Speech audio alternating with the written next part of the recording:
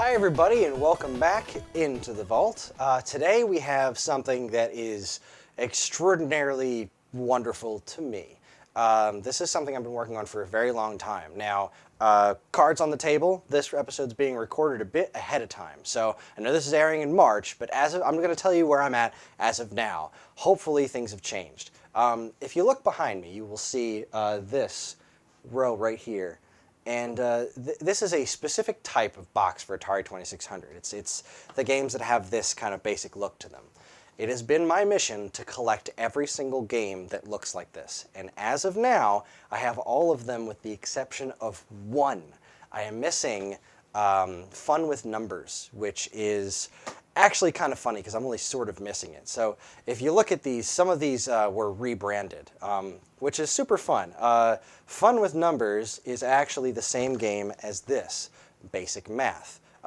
Eventually they rebranded this because nobody wanted to buy a game called Basic Math.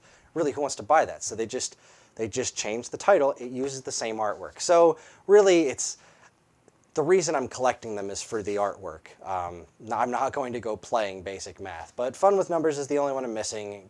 Full disclosure, there it is. But other than that, this is the full gamut of these games. This is the whole 9 yards.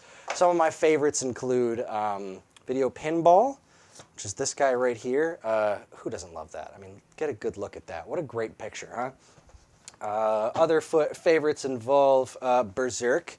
Came with a comic book and everything. I mean, really, this is fantastic stuff. But the love for these boxes came from, oh, before I forget, Maze Craze. This guy right here, this one drove me a little bonkers for a while because there was 2 covers for this game.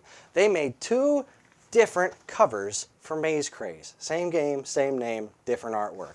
Who knows why? I mean, really, there was nothing wrong with this, and then they changed it over to this, which is still cool. That guy kind of looks like Gallagher. You can expect him to bust out a hammer. But anyway, the reason I collect these is because one of my favorite things when I was a kid was this. This is the Atari catalog. This is the specific one that I got when I was a kid. There were many different Atari catalogs over the years, but this specific one captured my imagination like no other. The first thing you see, the first page, is that right there. Look at all those boxes in the background. Boy, oh boy. That stuff just made me crazy. I wanted every single one of those games. And if you look, you've got it's broken down to like skill gallery and all these different things. And it just shows off all this great, awesome artwork. Like, look at this guy right here, that big wizard. He's from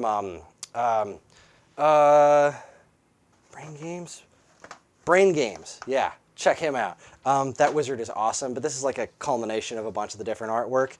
And you see, like, skill gallery, every single one of these pages had all these different pieces of artwork on it. And all this stuff just lit my imagination on fire. I love Atari games so much when I was a kid because you'd see these covers and it doesn't match the graphics in the game. They're all like bleeps and squares and whatnot. But these pictures to go along with it, like, really kind of made you imagine different takes on things. Like, this is Super Breakout is a perfect example. Let's take a look at the Breakout games. We've got Super Breakout and Breakout. So here's the original Breakout, and it looks like 2 dudes kind of playing a tennis match. So, all right, that makes sense with Breakout.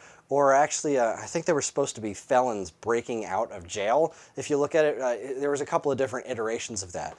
But then you get Super Breakout, and it takes place in space. It's got astronauts and whatnot. So such an abstract concept as Breakout, you have all these different interpretations of what it may actually look like. Like that Video Pinball I showed you earlier. Like, no pinball machine looks like that, but that crazy Art Deco look going on, like, it's Video Pinball. It takes place in the video sphere or whatever, in Tron universe. I don't know. This stuff is amazing to me, and having this collection makes me so unreasonably happy. It's been a life goal of mine ever since I was a kid reading this little catalog. Thank you very much for visiting me into the vault, for coming into the vault and visiting me, because I can speak English. And we'll see you guys next month, for another new episode right here on the Geekade YouTube channel. Keep playing games.